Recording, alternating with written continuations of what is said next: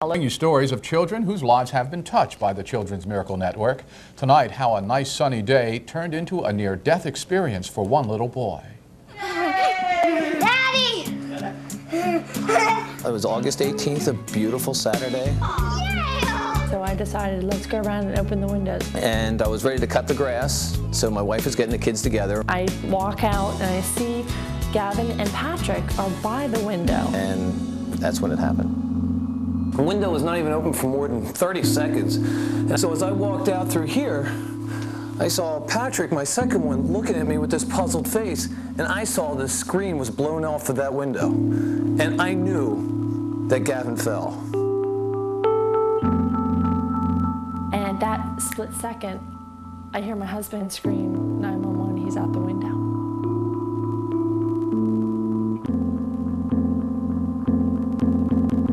I was near the window and I got down, I bounced on the trailer and on the asphalt.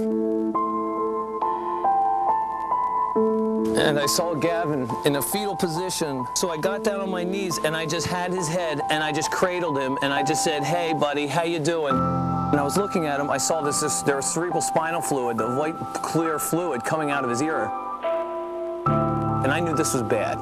I knew this was bad. My wife looked out the window and she goes, "Is he dead?" And I said, "Not yet," but I thought he was. I thought he was going.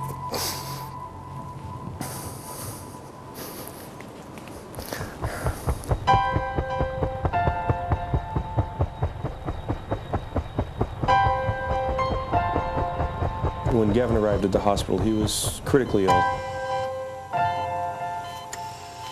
He had a severe head injury. We were concerned that he wasn't going to survive. We tell the parents everything. There's no reason to paint a rosy picture or a bleak picture. They hear what we're thinking. While we never take hope away, we want to make sure that they understand the reality of the situation. 11 days. 11 days he was in a coma. As a parent, to see your 5-year-old lying there, it's a surreal situation. Like, you just don't believe that it's even happening. Children are pretty resilient. They bounce back pretty quickly. If this was an adult, they wouldn't have had this recovery.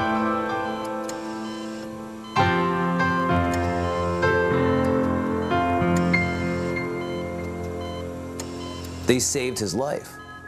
Now what happens from there is Gavin. All I remember doing is holding Gavin's hand, sitting on the side of his bed, and I would just hope that he could hear me. Yeah, and I would get him to wake up and open his eyes. When we start taking the sedation away is when we start opening the eyes, getting off the ventilator and breathing on your own. They're all sort of big steps, and they're all encouraging. And in his case, he continued to make them all the way to a full recovery. They had told me, go and get some regular clothes for Gavin so that we can get him out of his gown. And I said, "Gavin, Mommy has these blue shorts on you, but I have a blue shirt and I have a red shirt."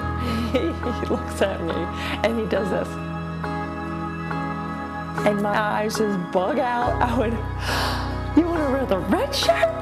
And he went, and I went, "Yeah!" So it was a good day, getting him back. But incidentally, before he fell, he liked the Pittsburgh Steelers, and after he fell, he likes the Eagles. So therefore, I knew that he got smarter in the incident. You know, a lot of little changes like that we're experiencing. It's so cool.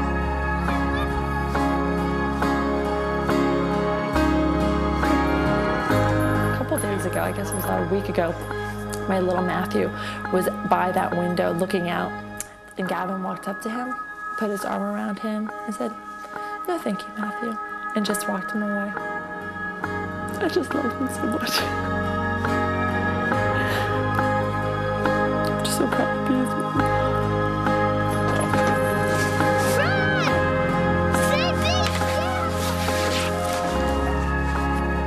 Miracles do happen, and I got one.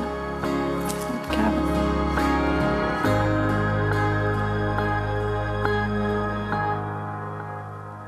And you can watch the Children's Miracle Network Telethon right here on WJL beginning Saturday night at 7 o'clock.